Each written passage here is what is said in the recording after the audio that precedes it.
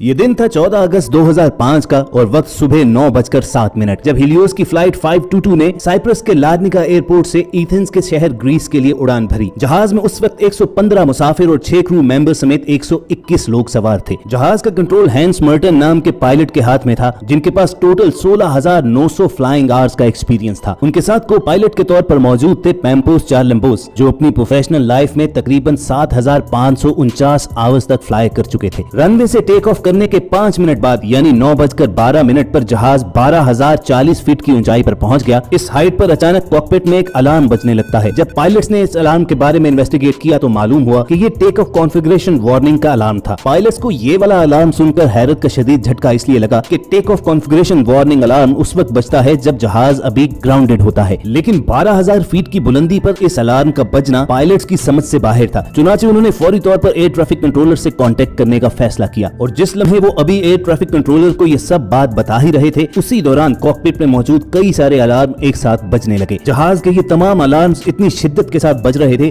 कि एटीसी तक पायलट्स की आवाज भी ठीक तरह से पहुंच नहीं पा रही थी। उसके साथ ही मुसीबत कई गुना उस वक्त बढ़ गई जब प्लेन का मास्टर कॉशन अलार्म बजने लगा, जिसका मतलब ये था कि प्लेन के बहुत से सिस्टम एक साथ ओवरहीटेड हो चुके हैं। जहां जहाज के कॉकपिट में परेशानी का ये आलम तारी था, तो वहीं पैसेंजर कैबिन्स में भी अफरा तफरी मच गई, क्योंकि तमाम मुसाफिरों को सांस लेने में खासी मुश्किल का सामना करना पड़ रहा था। क्रू मेंबर्स अगरचे उन्हें पुरसुकून रखने की कोशिश तो कर रहे थे, लेकिन तमाम कोशिशें नाकाम साबित हो रही थी। फ्लाइट के केबिन में ऑक्सीजन लेवल कम हो जाने पर मुसाफिरों के सामने ऑक्सीजन मास्क ऑटोमेटिकली लटक पड़े। इस वक्त तक जहाज 18,000 फीट की बुलंदी पर परवाज कर रहा था। दोनों पायलट्स एटीसी के साथ इस सारी प्रॉब्लम को शेयर करने की कोशिश तो कर रहे थे, मगर एयर ट्रैफिक कंट्रोलर तक उनकी आवाज ठीक से पहुंच नहीं पा रही थी और चंद ही लम्हों के बाद जहाज का राब्ता एटीसी से मुकम्मल तौर पर खत्म हो गया। उसके बाद भी कंट्रोल टावर वाले फ्लाइट से कांटेक्ट बहाल करने की काफी कोशिश करते रहे, लेकिन उन्हें इस फ्लाइट का कोई सुराग नहीं मिल रहा था। दूसरी जानिब जहाज ऊपर की जानिब उठता चला जा रहा था। आमतौर पर लार्निका से एथेंस पहुंचने के लिए 1 घंटे 45 मिनट की फ्लाइट होती है, यानी इस जहाज को तकरीबन 10:45 पर एथेंस में लैंड करना था। 9:23 पर यह प्लेन 34,000 फीट की बुलंदी पर परवाज कर रहा था और 9:37 पर यह फ्लाइट एथेंस के फ्लाइट इंफॉर्मेशन रीजन में पहुंच गई।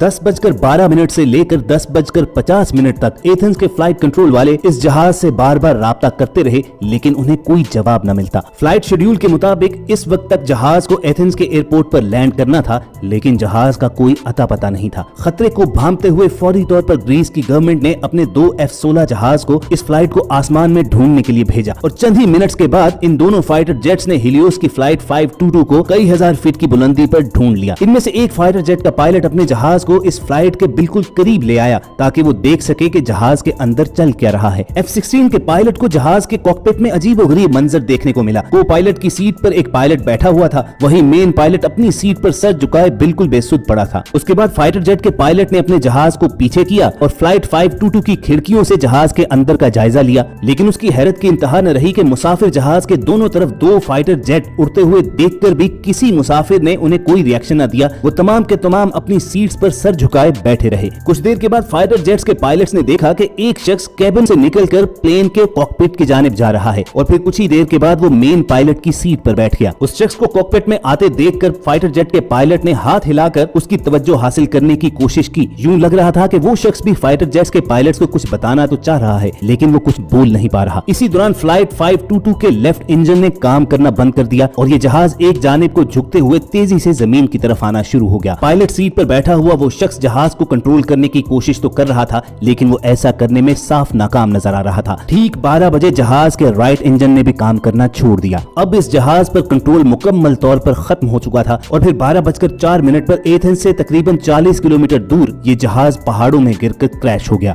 इस हादसे में जहाज में मौजूद 121 लोगों की डेथ हो गई। आप जरा उन फाइटर जेट्स के पायलट्स की हालत चेक कीजिए कि जिनके सामने वो जहाज तबाह होने के लिए जा रहा था और वो सिर्फ एक तमाशाई बनकर उसे देख तो सकते थे, लेकिन उन 121 लोगों को बचाने के लिए कुछ भी नहीं कर सकते थे। उसके बाद फ्लाइट 522 के क्रैश होने की खबर लोगों के साथ शेयर कर दी गई। फौरी तौर पर रेस्क्यू ऑपरेशन लॉन्च किया गया और 121 लोगों की डेड बॉडीज एक एक करके वहां से ढूंढ निकाली गई। लेकिन जब इस अफसोसनाक हादसे की वजह जानने के लिए उन डेड बॉडीज का पोस्टमार्टम किया गया तो हौलनाक इंकशाफात सामने आए। ऑटोप्सी रिपोर्ट में ये बताया गया कि जहाज के पायलट समेत तमाम मुसाफिर भी जहाज क्रैश होने से पहले ही मर चुके थे। अब बड़ा सवाल ये सामने मौजूद था कि जब पायलट समेत तमाम लोग जहाज क्रैश होने से पहले ही मर चुके थे तो ऑलमोस्ट 2 घंटे तक जहाज का कंट्रोल किसके पास रहा। तो व्यूअर्स, कुछ देर पहले हमने एक ऐसे शख्स का जिक्र किया था जो पैसेंजर कैबिन से कॉकपिट में आता है और जहाज को कंट्रोल करता है। ये फ्लाइट अटेंडेंट एंड्रियास प्रोडोमो थे। ये एंड्रियास ही थे कि जिन्होंने जहाज को उस वक्त तक संभाले रखा था और आखिर में एयर ट्रैफिक कंट्रोलर को उन्हीं की आवाज सुनाई दी थी। एंड्रियास ने 5 बार मेडे मेडे कॉल करके उनसे मदद की दरखास्त की थी।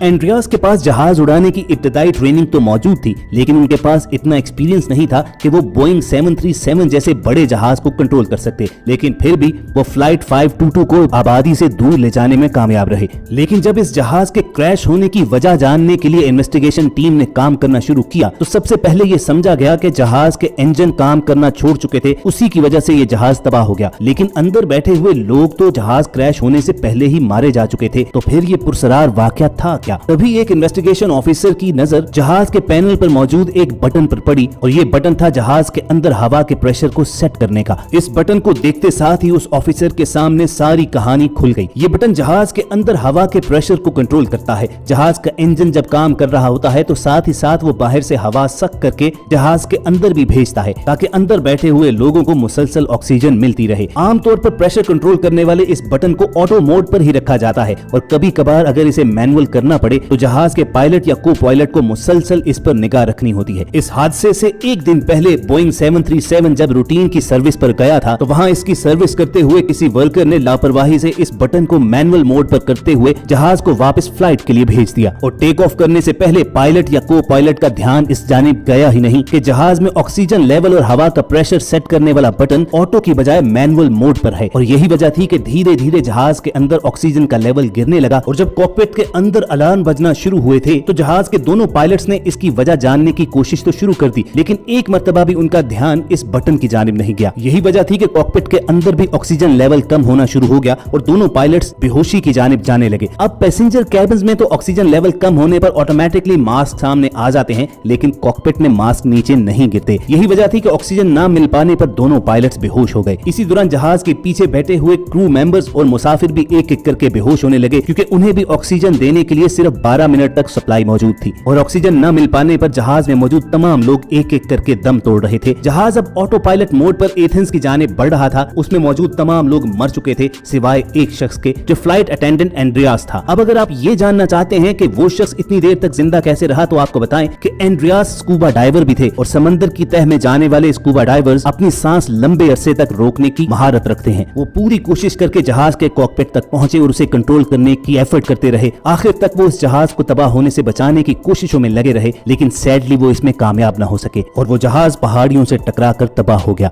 इस प्लेन क्रैश के कई महीने के बाद बिलाखिर इसकी डिटेल रिपोर्ट जारी की गई जिसमें ये बताया गया कि 121 लोगों के मरने की असल वजह सिर्फ वही एक बटन था जो ऑटो मोड की बजाय मैनुअल पर कर दिया गया था। अगरचे उस रिपोर्ट में तो नहीं कहा गया, लेकिन हमारी नजर में इन 121 लोगों की मौत के असल जिम्मेदार इस प्लेन की सर्विस करने वाले वो वर्कर्स थे जिन्होंने गफलत के साथ इस बटन का मोड चेंज कर दिया। लेकिन बाज एक्सपर्ट्स की राय में दोनों पायलट्स को भी टेक ऑफ करने से पहले ये देख लेना चाहिए था कि जहाज के तमाम कंट्रोल सिस्टम्स ठीक तरह से काम कर रहे हैं या नहीं। तो कमेंट करके आप जरूर बताइएगा कि आपकी नजर में असल कसूरवार कौन था। क्या इस बोइंग 737 का रूटीन चेकअप करने वाले वो वर्कर्स या जहाज के दोनों पायलट्स जिन्होंने बिना देखे जहाज के साथ उड़ान भर ली, या आपके ख्याल में जहाज के अंदर मौजूद तमाम लोगों की किस्मत में ऐसा होना लिखा था? इसी एक सवाल के साथ आपको छोड़े जाते हैं। आपके जवाबात का हमें इंतजार रहेगा। अगर वॉइस डेली की आज की एपिसोड आपको इंटरेस्टिंग लगी हो तो इसे लाइक करके फेसबुक और व्हाट्सएप के जरिए दूसरे लोगों के साथ शेयर करना मत भूलिए और ऐसी ही इंटरेस्टिंग वीडियोस फ्यूचर में हासिल करने के लिए आप रेड बटन पर क्लिक करके और बेल आइकॉन को प्रेस करके हमारे सब्सक्राइबर्स बन जाइए। जल्द मिलने की उम्मीद के साथ आपको अलविदा कहेंगे।